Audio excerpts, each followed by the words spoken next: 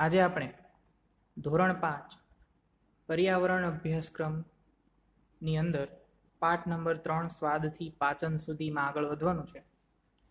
છેલ્લા લેક્ચર્સની અંદર આપણે આ પાઠ થોડો ઘણો સમજ્યો હતો. હવે એમાં આગળ વધીએ આપણે, પણ એ પહેલા રિવિઝન કરી લઈએ ફટાફટ, એટલે આપણને યાદ આવી જાય આ પાઠમાં આપણે શું શું ભણ્યા હતા.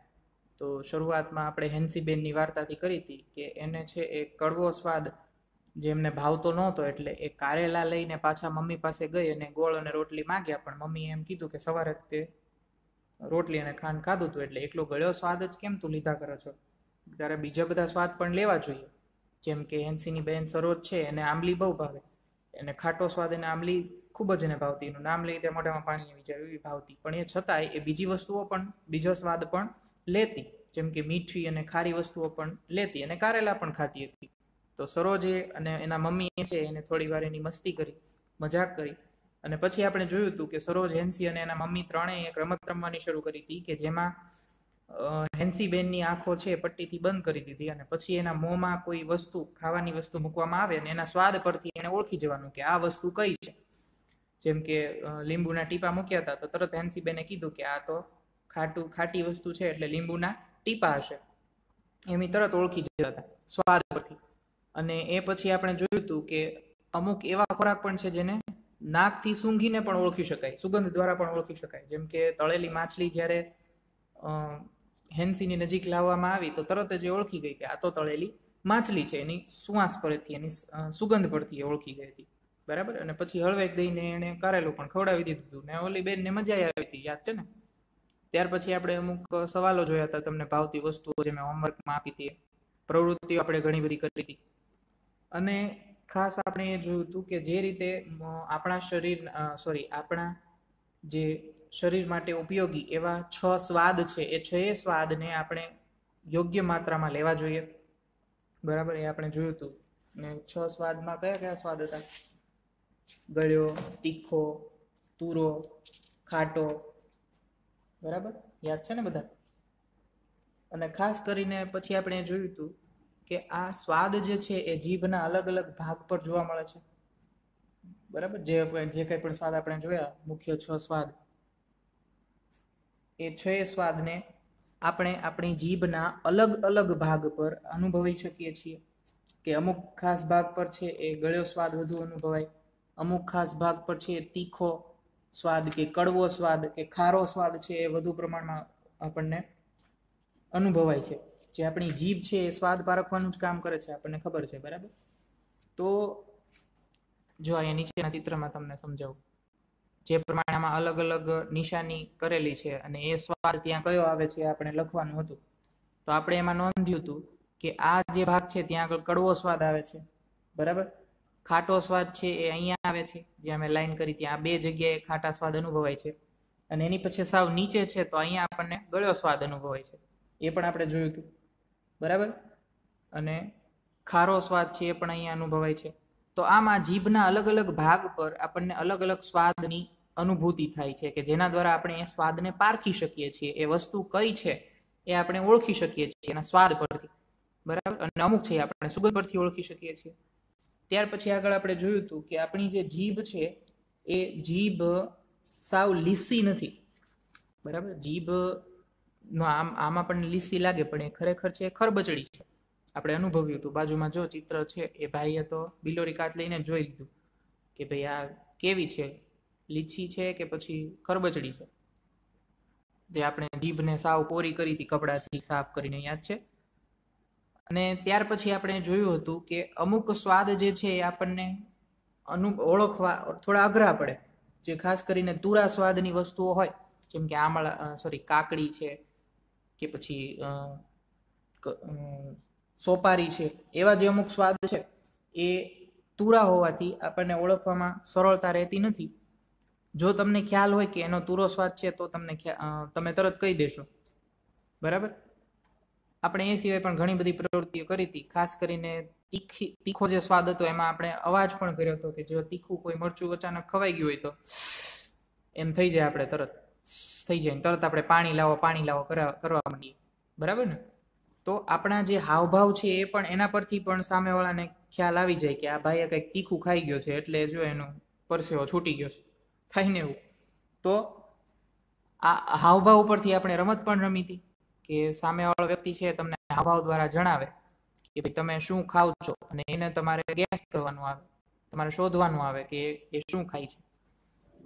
પછી આપણે વાત સમજી હતી ચાવવાની, કે ચાવવાનું મહત્વ શું છે આપણે સમજ્યા હતા કે કોઈ એક ટુકડો તમારા મોંમાં તમે ખોરાકનો લો છો તો એ ટુકડાને તમે મિનિમમ ઓછામાં ઓછું 30 થી 32 વખત ચાવો.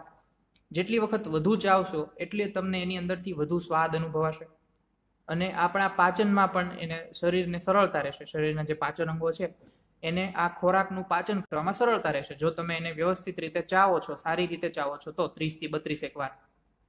અને આ ભોજનનું નાના નાના ટુકડાઓમાં રૂપાંતર થઈ જાય, અને એટલા માટે શરીરના જે પાચન અંગો છે જેમ કે જઠર છે, નાનું આંતરડું, ને ત્યાંથી પછી મોટું આંતરડું, તો આ જે ભાગ છે એને આ શરીર આ ખોરાકને પાચન કરવામાં સરળતા રહે છે. જેમાં એને બીજી મદદ કોણ કરતું હતું દાંતની સાથે સાથે? આપણી જીભ. આપણી જીભ શું કરતી હતી? તો એ ખોરાકને પોચો બનાવતી હતી, એમાં લાળ રસ ઉમેરતી હતી, લાળ રસ થૂક ઉમેરતી હતી કે જેથી આ ખોરાક છે એ પોચો બન્યો, અને પ્લસ આપણે એને દાંત વડે ચાવી નાખ્યો એટલે એના નાના નાના ટુકડા થઈ ગયા, વિભાજન થઈ ગયું નાના ટુકડાઓમાં, કે જેથી અંદર શરીરના જે પાચન અંગો છે એને આ પચાવવામાં સરળતા રહે. આપણે જોયું હતું કે જે શરીરના મુખ્ય પાચન અંગો છે એમાં મોં વાટે આપણે દાંત જે છે એના ચાવીએ છીએ, જીભ દ્વારા લાળ રસ એમાં ઉમેરીએ છીએ, પછી મોંમાંથી સીધું અન્નનળીમાં ખોરાક જાય છે. અન્નનળીથી સીધો ક્યાં જાય? જઠરમાં જાય છે. અન્નનળી શું કામ કરે છે? તો કે ખોરાક જે આપણે મોંમાં મૂક્યો એ મોંથી લઈને જઠર સુધી પહોંચાડવાનું કામ અન્નનળીનું છે, બાકી એમાં કોઈ પાચન કંઈ થતું નથી. ત્યાર પછી જઠર છે એ આ ખોરાકને પચવે છે, અને એની પછી આપણે જોયું હતું કે નાનું આંતરડું, મોટું આંતરડું બાકીનું કામ પૂરું કરે છે. તો આ રીતે આપણા શરીરના પાચન અંગો છે, પાચન અવયવો કામ કરે છે. ત્યાર પછી આપણે એમાં વધુ ચર્ચા કરી હતી કે તમને ભૂખ લાગી હોય એ કઈ રીતે ખબર પડે છે. જેમાં તમને હોમવર્કમાં પણ આપ્યું હતું કે ભૂખ લાગી છે તો એ તમે વ્યક્ત કઈ રીતે કરશો કે મને ભૂખ લાગી છે? એ તમને ખ્યાલ કઈ રીતે આવ્યો કે તમને ભૂખ લાગી છે? શું થયું? પેટમાં બળ્યું, માથામાં દુખ્યું, રોવું, રડવું આવ્યું? આપણે અમુક ઉદાહરણો પણ જોયા હતા એના, બરાબર? જેમ કે આપણે જોયું હતું કે એક બેનને ભૂખ લાગે તો એને માથું દુખતું હતું, બીજા ભાઈને ખૂબ ગુસ્સો આવતો હતો, ત્રીજા ભાઈને છે થાક લાગતો હતો, અને એક ભાઈ બીજા એમ કીધું હતું કે મને ભૂખ લાગે ત્યારે તો હું રડવા જ લાગુ છું. એક ભાઈ એમ કીધું કે મને ભૂખ લાગે ત્યારે હું થાકી જાઉં છું. પછી એક નાની એવી બહેન હતી તો એ બેન તો સાવ નાની એવી ઢીંગલી હતી તો એ તો રડવા લાગતી હતી, રડવા સિવાય બીજું કંઈ કરતી જ નહોતી. અને નીચે આપણા કૂતરાભાઈ પણ હતા, એ પણ એમ કહેતા હતા કે મને ભૂખ લાગે એટલે હું તો રડવા લાગુ, બરાબર ને? અને ત્યાર પછી આપણે ગ્લુકોઝ વિશે ઘણી બધી માહિતી મેળવી હતી કે સાનિયાબેન માંદા પડી ગયા હતા, એને ઝાડા ઉલટી થઈ ગયા હતા, એટલે એના પપ્પા છે એને ટેકો આપીને હોસ્પિટલ સુધી લઈ ગયા હતા. અને એ પહેલાં એને મીઠા અને ખાંડનું દ્રાવણ આપ્યું પણ એનાથી કોઈ ફેર ન પડ્યો, અને સાંજ સુધીમાં તો એ ખૂબ જ નબળા પડી ગયા, એટલે એને ડૉક્ટર પાસે લઈ જવા પડ્યા. એને ચક્કર આવતા હતા. પછી ડૉક્ટરે છે એને સરસ રીતે ચેક કરીને પછી સાનિયાને હોસ્પિટલમાં દાખલ કરવાનું કીધું, ગ્લુકોઝની બોટલ ચડાવી. અને સાનિયાને યાદ આવ્યું કે ગ્લુકોઝ તો છે મારા ટીચર પણ મને રમતના પીરિયડમાં પાતા હતા, બરાબર? તો પછી જ્યારે એમણે ગ્લુકોઝ લીધું એટલે એને ફેર પડી ગયો, એનામાં શક્તિ આવી, તાકાત આવી. મેં તમને વિસ્તૃત સમજાવ્યું હતું કે કઈ રીતે ગળ્યો સ્વાદ જે છે એ ગળ્યો સ્વાદ અમુક માત્રામાં શક્તિ આપે છે, જે આવું નબળાઈ આવે કે પછી ચક્કર આવવા લાગે ત્યારે ખૂબ ઉપયોગી થાય છે, એ આપણે જોયું હતું, બરાબર? અને ત્યાર પછી આપણે ગ્લુકોઝ શબ્દ તમે ક્યાં જોયો તો એવું પણ હોમવર્કમાં આપેલું. તો ત્યાંથી હવે આપણે આગળ વધીએ. ચાલો, એની પછીનો પ્રશ્ન છે, તમે ક્યારે પ્રાથમિક સારવાર પેટી ફર્સ્ટ એડ બોક્સમાંનું ગ્લુકોઝ ચાખ્યું છે? પ્રાથમિક સારવાર પેટી જે આવે ફર્સ્ટ એડ બોક્સ, કે જે કોઈ સામાન્ય આપણને ઈજા થઈ હોય, જેમ કે રમતા રમતા પડી ગયા અને છોલાઈ ગયું હોય, તો ત્યારે આપણે ફર્સ્ટ એડ બોક્સનો ઉપયોગ કરીએ, જેને પ્રાથમિક સારવાર પેટી કહેવાય, બરાબર? એમાં ગ્લુકોઝ હોય. એ ગ્લુકોઝ તમે ક્યારે ચાખ્યું છે? એનો સ્વાદ કેવો હોય એ તમારા મિત્રને કહો. મિત્ર તો છે નહીં, તમે વિચારી લેજો કઈ રીતે શું હોય. તો ફર્સ્ટ એડ બોક્સ જે છે પ્રાથમિક સારવાર પેટી, એ સામાન્ય રીતે આપણને ઓછી ઈજા થઈ હોય કે કોઈ માથાનો દુખાવો હોય અથવા તો કંઈ ડ્રેસિંગ નાનું મોટું કરવાનું હોય કે એવી ટૂંકમાં દવાઓ એમાં હોય છે, બરાબર? અને એ પ્રાથમિક સારવાર પેટીમાં જે ગ્લુકોઝ હોય એનો સ્વાદ પણ કેવો હોય છે? ગળ્યો હોય ને, ખાંડ જેવો મીઠો હોય, બરાબર? ત્યાર પછી બીજો પ્રશ્ન છે, તમને અથવા તમારા કુટુંબમાં કોઈને ગ્લુકોઝ બોટલ આપવામાં આવી છે? ક્યારે અને કેમ? વર્ગમાં તેના વિશે કહો. હવે તમારા કુટુંબની અંદર, તમારા ફેમિલીમાં, પરિવારમાં ક્યારેય કોઈને ગ્લુકોઝની બોટલ ચડાવવી પડી છે? જેમાં સાનિયાબેનને ચડાવી હતી એમ, કે હોસ્પિટલમાં લઈ જવા પડ્યા હોય, નબળાઈ અનુભવતા હોય, બીમાર પડી ગયા હોય, અને પછી એમને ત્યાં આગળ હોસ્પિટલમાં ગ્લુકોઝ બોટલ ચડાવવામાં આવે, એવું ક્યારેય તમારે ઘરમાં કોઈ બન્યું છે? કે તમારી સાથે એવું ક્યારેય બન્યું છે? ક્યારે બન્યું છે, કેમ બન્યું છે, અને વર્ગમાં તમારે વાત કરવાની છે. વર્ગ આપણી પાસે છે નહીં, એટલે ઘરે વાત કરી દેજો. કે એવું બને કે માની લો કે આપણા ઘરમાં કોઈ વડીલ હોય તો એ વધુ પ્રમાણમાં માંદા પડતા હોય, એવું બને, કારણ કે એમની એક ઉંમર થઈ ગઈ હોય, એજ થઈ ગઈ હોય, પછી એ સાજા માંદા રહેતા હોય, અથવા તો નાનું બાળક છે તો એ પણ વારંવાર માંદું પડતું હોય, બરાબર? તો માની લો કે તમારા દાદાજી બીમાર પડ્યા હોય, તો એમને હોસ્પિટલમાં લઈ ગયા હોય, ગ્લુકોઝની બોટલ આપવામાં આવી હોય, બીમારીના કારણે છે એ ખૂબ જ નબળાઈ આવી જાય, અથવા તો ઝાડા ઉલટી જેમ સાનિયાબેનને થઈ ગયા હોય એવું કશું થઈ ગયું હોય, તો એના લીધે નબળાઈ આવે. અને નબળાઈ દૂર કરવા માટે એમને શારીરિક શક્તિ જે થોડી ઘણી વધે અને નબળાઈ દૂર થાય, એને કારણે ગ્લુકોઝના બોટલ ચડાવવામાં આવે છે, જેથી એની સ્ફૂર્તિ વધે છે, ઝડપી થોડા થઈ જાય. સ્ફૂર્તિ એટલે એનામાં નવી ઉર્જા આવી જાય, નવી શક્તિ આવી જાય, બરાબર? ત્યાર પછી સાનિયાના શિક્ષક વિદ્યાર્થીઓને કહેતા હોય છે કે રમત રમતી વખતે ગ્લુકોઝ લેવું જોઈએ. તમારા મતે તેમણે આવું કેમ કહ્યું? હવે આપણે જોયું હતું કે સાનિયાબેનને જ્યારે ગ્લુકોઝની બોટલ હોસ્પિટલમાં ચડાવી ત્યારે એને તરત યાદ આવ્યું કે મારા ટીચર છે એ પણ મને કહેતા હતા રમત રમતી વખતે કે ભાઈ ગ્લુકોઝ પી જવું જોઈએ, ગ્લુકોઝનું પાણી કે જે કંઈ પણ હોય એ લેવું જોઈએ ગ્લુકોઝ. તો એવું કેમ કહેતા હશે? તો રમત રમતી વખતે આપણે પહેલી વાત તો એ કે વધુ શક્તિની જરૂર પડે, કારણ કે તમે સામાન્ય રીતે બેઠા હો કોઈ જગ્યાએ તો એમાં તમને કોઈ શ્રમ નથી પડવાનો, પણ તમે રમવા જાઓ છો ત્યારે તમે દોડો, કૂદકા મારો કે જે કંઈ પણ રમત રમતા હો, એને લીધે તમારા શરીરને વધુ શક્તિ ખર્ચવી પડે, તમારે વધુ શક્તિની જરૂર પડે, વધુ ઉર્જા ખર્ચાય, અને આ શક્તિ જે છે એ આપણને ગળ્યા સ્વાદમાંથી, ગ્લુકોઝમાંથી મળે છે, અને એટલા માટે આપણે રમતી વખતે ગ્લુકોઝ લેવું જોઈએ, બરાબર? શરીરમાંથી ખૂબ જ પરસેવો નીકળે જ્યારે તમે દોડતા હો, કોઈ વર્કઆઉટ કરતા હો, કસરત કરતા હો, ત્યારે શરીરમાંથી પરસેવો નીકળે ને, તો આ પરસેવામાં શરીરમાં જે જરૂરી પાણી છે એ પાણી દૂર થાય, શરીર પરના જે ક્ષારો છે, ક્ષારો જે આપણને પરસેવામાં કરડતા હોય ને, ક્યારેક આપણને પરસેવાને લીધે ખૂબ ખંજવાળ આવે અમુક ભાગોમાં, તો આ પરસેવો છે એમાં પાણી, ક્ષાર હોય અને શર્કરા હોય, ગળ્યો જે ભાગ છે એ શર્કરા, આ બધું ગુમાવાય છે, આપણા શરીરમાંથી બહાર નીકળે છે, અને એને કારણે આપણા શરીરને થાક લાગે છે. શરીર આપણું જાણે આમ થાકી ગયું હોય એવું આપણને ફીલ થાય.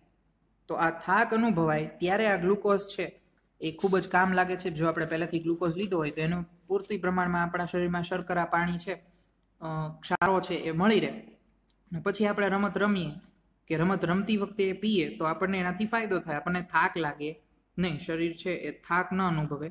એટલા માટે આ ગ્લુકોઝ જે છે એ ખૂબ જ જરૂરી છે રમત રમતી વખતે લેવું, બરાબર? ત્યાર પછીનો પ્રશ્ન, સાનિયાના ચિત્રને જુઓ અને શું થાય છે તેનું વર્ણન કરો. ગ્લુકોઝની બોટલ કેવી રીતે આપવામાં આવે છે? સાનિયાનું આપણે ચિત્ર જોઈએ અને શું થઈ રહ્યું છે એ જોઈએ આપણે, અને ગ્લુકોઝની બોટલ કેવી રીતે એને આપવામાં આવી છે તમે જુઓ તો જોઈએ આપણે ચિત્ર. કેમ ગયું સાનિયાબેનનું? આ રહ્યું. જો સાનિયાબેન છે એ હોસ્પિટલમાં બેડ પર સૂતા છે, પથારી પર, અને બાજુમાં ટેબલ પર દવાઓ પડી છે, બોટલ જે છે એમને ચડાવવામાં આવે છે. તો આપણે પહેલાં વાત કરી એમ હતી કે સાનિયાબેન છે એ ખૂબ બીમાર હતા, ઝાડા ઉલટી એને ખૂબ જ થઈ ગયા હતા, અને એને કારણે એ ખૂબ જ નબળાઈ અનુભવતા હતા. એ પેટમાં જે કંઈ પણ ખાય કે કંઈ પણ નાખે પેટમાં તો એ શું થાય, કાં ઉલટી વાટે બહાર નીકળી જાય અથવા તો ઝાડા વાટે બહાર નીકળી જતું હતું.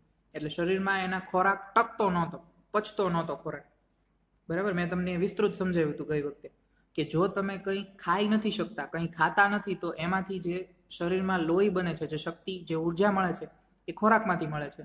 તમે કંઈ ખાતા નથી તો તમને શક્તિ, ઉર્જા મળવાની નથી, અને એટલા માટે તમે નબળાઈ અનુભવશો. એવું જ કંઈક સાનિયાબેનની સાથે થયું. જો એ કંઈ ખાય તો એને ઉલટી વાટે બધું બહાર નીકળી જતું શરીરમાંથી, એટલે હવે ખોરાક શરીરમાં નથી તો પાચન શેનું થાય? કંઈ જ ન થાય. અને પાચન ન થાય તો આપણા શરીરને જરૂરી ઉર્જા ન મળે, શક્તિ ન મળે.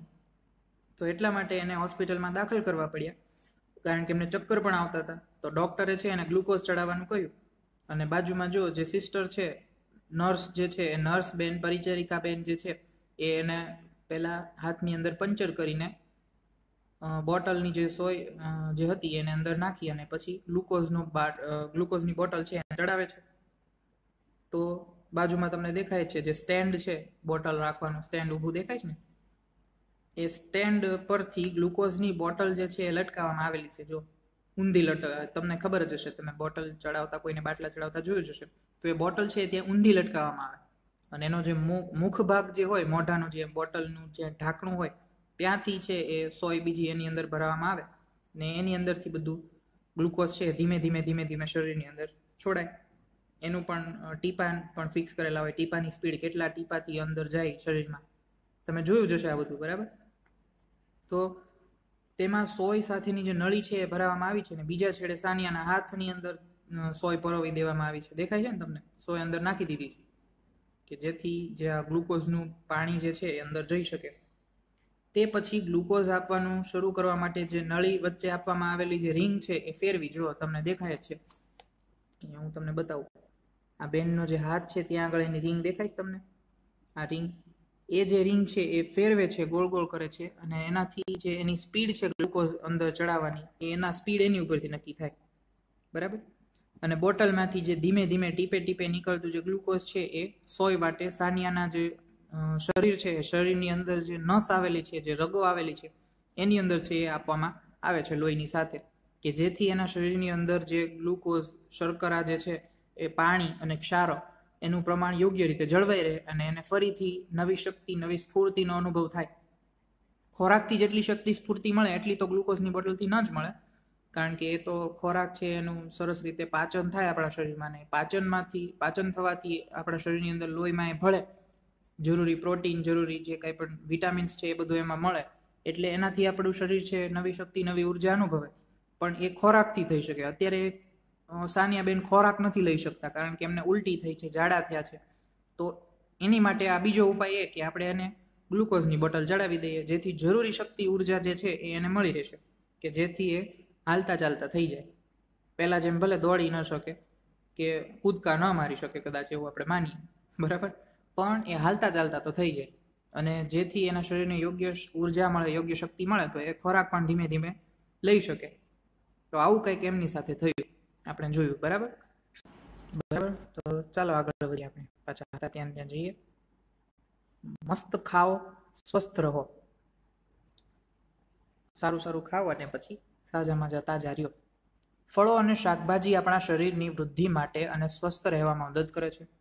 જો જે પહેલાના માણસો જે હતા પ્રાચીન સમયમાં, ખૂબ જ જૂના સમયની વાત કરું છું, આજથી હજારો વર્ષો પહેલા, ત્યારે લોકો પાસે આવા કોઈ ખોરાક નહોતા જે આપણે અત્યારે ખાઈએ છીએ ને, જે તમને રોજ શનિવારે બહાર ખાવાનું મન થાય ને શનિ રવિમાં, કે ચાલો પીઝા ખાવા જઈએ ને બર્ગર ખાઈએ ને પછી ચાઇનીઝ ફૂડ ખાઈએ, એવું બધું જે મન થાય ને, એવું એ સમયે નહોતું. તો ત્યારે લોકોનો શુદ્ધ ખોરાક હતો, શુદ્ધ આહાર હતો. ફળ, શાકભાજી, જે આવા જે ખોરાક છે એનાથી આપણા શરીરને પૂરતા પોષણ મળી રહે છે, પૂરતું પોષણ મળે છે જે શરીરને જરૂરી છે એવું. તો પહેલાંના લોકો એ જ ખાતા અને એટલા માટે એ લોકોના શરીર છે ખડતલ હતા, સમતલ હતા, સારા હતા. તમે જોજો તમારા દાદા કે દાદી હશે, એના શરીર મજબૂત, હજી સારા શરીર હશે એના. જ્યારે તમારા મમ્મી પપ્પાને એવું બનતું હોય કે એને માથું દુખે ને કોઈ ના કોઈ રોગ હોય છે, બરાબર, જ્યારે આપણા દાદા દાદીને તો એટલી ઉંમર થઈ ગયા પછી એ બધા રોગ લાગુ પડ્યા હતા. તો એમનું શરીર છે, પહેલાંનો ખોરાક બહુ સારો હતો એટલે એમનું શરીર પણ સારું હતું. હાલ આપણો ખોરાક છે આવો ફાસ્ટ ફૂડ, જંક ફૂડ વાળો થઈ ગયો છે, બહારનું આપણે આડોળું ખાઈએ છીએ, એટલે આપણું શરીર છે એટલું બધું મજબૂત, એટલું બધું સારું રહ્યું નથી. બનાવી શકાય ફરીથી એની જેવું જ મજબૂત, એવું જ સારું શરીર આપણે બનાવી શકીએ, પણ એની માટે આપણો ખોરાક જે છે આપણે સુધારવો પડે. બહારના વેફર ને પડીકા ખાઈને તમને કંઈ એમાંથી એટલી બધી શક્તિ મળવાની નથી. તો ફળ અને શાકભાજી છે એ આપણા શરીરની વૃદ્ધિ માટે, આપણા શરીરના વિકાસ માટે એ ખૂબ જ સ્વસ્થ રહેવામાં પણ મદદરૂપ થાય છે. તમારે સ્વસ્થ રહેવું છે, નિરોગી રહેવું છે, માંદા નથી પડવું, તો આ ફળ છે, એ શાકભાજી છે, સિઝનેબલ ફળો જે હોય એ તમે લો. શિયાળામાં આવતા, ઉનાળામાં આવતા, ચોમાસામાં આવતા, એ પ્રમાણે ફળ તમે લેતા હો, શાકભાજી યોગ્ય રીતે ખાતા હો, સાફ કરીને ધોઈને, તો એ આપણા શરીરને ખૂબ જ ઉપયોગી છે. શરીરને વૃદ્ધિ કરે છે, આપણા જે શરીરના અંગો છે એનો વિકાસ પૂરતો થાય છે, આપણે સ્વસ્થ રહીએ છીએ, તાજા માજા રહીએ છીએ. ચિત્રમાં દેખાતા દરેક ખાદ્ય પદાર્થનું નામ જણાવો, ત્યારબાદ ભૂલ ભૂલામણીમાંથી રસ્તો શોધવા માટે ફળ અને શાકભાજીના ચિત્રો મુજબ આગળ વધો. જો પહેલાં તો જેટલા પદાર્થો દેખાય ને એના નામ જણાવવાના છે તમારે, કે શું છે. અને પછી તમારે ફળ અને શાકભાજી વાળો જે રસ્તો હોય ને એ રસ્તો પકડવાનો છે ભૂલ ભૂલમણામાંથી બહાર આવવા માટે.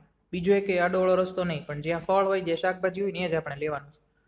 જોઈએ આપણે, જો આ ભાઈ જે છે એ પહેલા અહીંયા તમે જુઓ, જે આ પહેલો બાબલો છે એ કેવો છે, હજી દોડવાનું શરૂ કરે છે હજી અહીંથી, અને એ હજી એટલી બધી તાકાતવર નથી દેખાતો, પણ નીચે જો અહીંયા પહોંચે ત્યારે કેવો તાકાતવર થઈ ગયો. જો જરૂરી પોષણ એને મળી ગયું. પહેલા સાવ પાતળો એવો હતો, નીચે કેવો જાડો મસ્ત થઈ ગયો ને.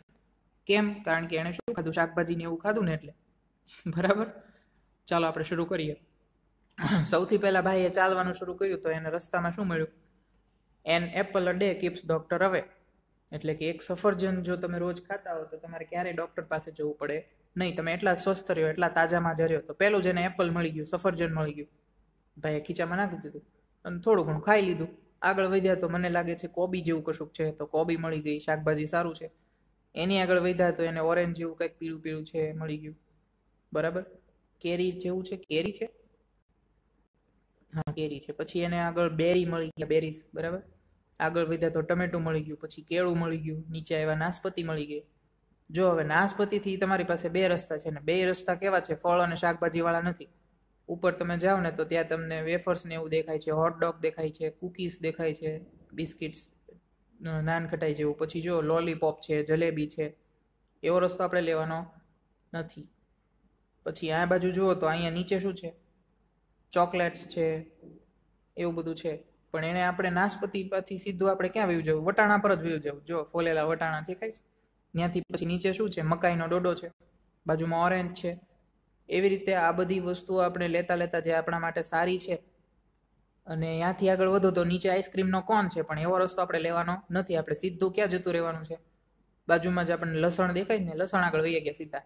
લસણથી દ્રાક્ષ ઉપર, દ્રાક્ષથી કેપ્સિકમ મરચું છે, કેપ્સિકમ મરચા પરથી નીચે આપણે આવીએ તો આપણે રામફળ જેવું ફળ દેખાય છે, કે જમરૂખ જેવું છે કશું. અને પછી જો કાકડી છે, કાકડી પછી બીટ છે, બીટ પછી તરબૂચનો કટકો છે, ને પછી ભાઈ તાજા માજા થઈ ગયા છે. એટલે આપણે શું ખાવાનું છે? તો કે આવા ફળ અને શાકભાજી. તમારે હોટડોગ કે કુકીઝ કે પછી lollipop, jalebi, ice cream, chocolate, peanuts એવું કશું તમારે ખાવાનું નથી કે જે તમારા શરીરને નડતું હોય. બરાબર. તો આવી વસ્તુઓ તમે લેશો તો તમારું શરીર છે હૃષ્ટપુષ્ટ થઈ જશે. શારીરિક શક્તિ, માનસિક શક્તિ જે છે એ તમારી વધી શકે છે આવા ખોરાકથી. સાત્વિક આહાર તમે લો તો તમારું જીવન સાત્વિક બને. સારું જીવન તમારે જો જોતું હોય, સ્વસ્થ જીવન જોતું હોય, માનસિક શાંતિવાળું, મગજ છે શાંત. ઘણા બાળકોને શું થાય? તો સતત એને રમવાનું મન થાય, અથવા તો ગમતું કરવાનું જ મન થાય. ભણવાનું કહીએ ને મોઢું બગાડીને બેસી જાય. આવું બનતું હશે, તમે જોતા હશો. તો જો તમારું મન શાંત હોય એક જગ્યાએ, કેમ તમને વારે વારે કેવું પડે ને કે ભાઈ વર્ગમાં બેઠા હોય તો એવું કેવું પડે કે ભાઈ શાંતિ રાખો, અવાજ ન કરો, ભણવામાં ધ્યાન આપો. તો એવું ન કેવું પડે જો તમે આવો યોગ્ય આહાર લ્યો ને તો. કે તમારી શારીરિકતા સારી હોય, શારીરિક વિકાસ, તમારા શરીરનો વિકાસ સારો થયો હોય તો તમારો માનસિક વિકાસ, મગજનો વિકાસ પણ સારો થાય. તમારો મેમરી પાવર સારો થઈ જાય. યાદ રાખવાની જે શક્તિ છે, યાદ શક્તિ, એ તમારી સારી થઈ જાય. મગજ તમારું બહુ સરસ મજાનું થઈ જાય. બરાબર. આ બધા સારા ખોરાક ખાવાના ફાયદાઓ છે. સારું, તો આપણે આ પાઠ છે એ આજે અહીં સુધી રાખીએ. આવતા લેક્ચરમાં આપણે ફરી એમાં આગળ વધીશું. પણ એ પહેલાં આપણે આજે શું શું ભણ્યા એના ઉપર આપણે નજર કરીએ. તો આપણે આજે શરૂ કર્યું હતું કે સાનિયાબેનને જે હોસ્પિટલમાં દાખલ કર્યા હતા, ત્યાંથી આપણે ગ્લુકોઝ વિશે ઘણી બધી માહિતી મેળવી. શરીરમાં જે ખોરાકનો જે પાચન થાય એના વિશે આપણે ઘણી બધી માહિતી મેળવી, કે કઈ રીતે આપણું શરીર છે એ આપણા ખોરાકને દાંતે જે ચાવી દીધું હોય, જીભે જે પોચું કરી દીધું હોય એવો જે ખોરાક છે એ આપણે અન્નનળી વાટે શરીરમાં પહોંચાડીએ, અને પછી જે અંદર પાચન થાય સરસ મજાનું. અને જો આપણે એ ખોરાક ન ખાઈ શકીએ ત્યારે આપણા શરીરની અંદર છે એ નબળાઈ અનુભવાય. જેમ કે ઝાડા ઉલટી થઈ ગયા હોય તો શરીરમાં કાંઈ જાય નહીં, અને એટલા માટે આપણે નબળાઈ અનુભવીએ. અને એ નબળાઈના કારણે આપણે ચક્કર આવવા માંડે, એવા ઘણા બધા બીજે તકલીફો પડે, જેવું સાનિયાબેનને થયું હતું એવું. પછી એને દાખલ કરવા પડ્યા, અને પછી ડૉક્ટરે એને ગ્લુકોઝ ચડાવ્યું, એટલે થોડું ઘણું એને પાછું શક્તિ મજા આવી ગઈ, સ્ફૂર્તિ આવી ગઈ. એ આપણે જોયું હતું. તો આપણા શરીરમાં યોગ્ય પ્રમાણમાં શર્કરા છે, પાણી છે, ક્ષાર છે, એ છૂટી જાય ત્યારે આપણને થાક લાગે. એટલા માટે રમત રમતી વખતે પણ ગ્લુકોઝ આપવાનું કીધું હતું સાનિયાના શિક્ષકે, યાદ છે ને? પછી આપણે જોયું હતું કે આપણે ફર્સ્ટ એડ બોક્સની અંદર ગ્લુકોઝ છે તો એનો સ્વાદ કેવો છે, એવા પ્રશ્નો આપ્યા હતા તમને. કુટુંબમાં તમારા કોઈ એવું બન્યું છે ક્યારે કે કોઈને ગ્લુકોઝ ચડાવવો પડ્યો હોય? પછી શિક્ષકો શા માટે રમત રમતી વખતે ગ્લુકોઝ લેવાનું કહે છે? આ બધા પ્રશ્નો આપણે જોયા હતા. અને પછી આપણે જોયું હતું કે સાનિયા જે છે એના વિશે આપણે માહિતી મેળવી હતી. સાનિયાને કઈ રીતે ઝાડા ઉલટી થયા અને પછી એમાંથી એ બહાર આવ્યા ગ્લુકોઝ લઈને.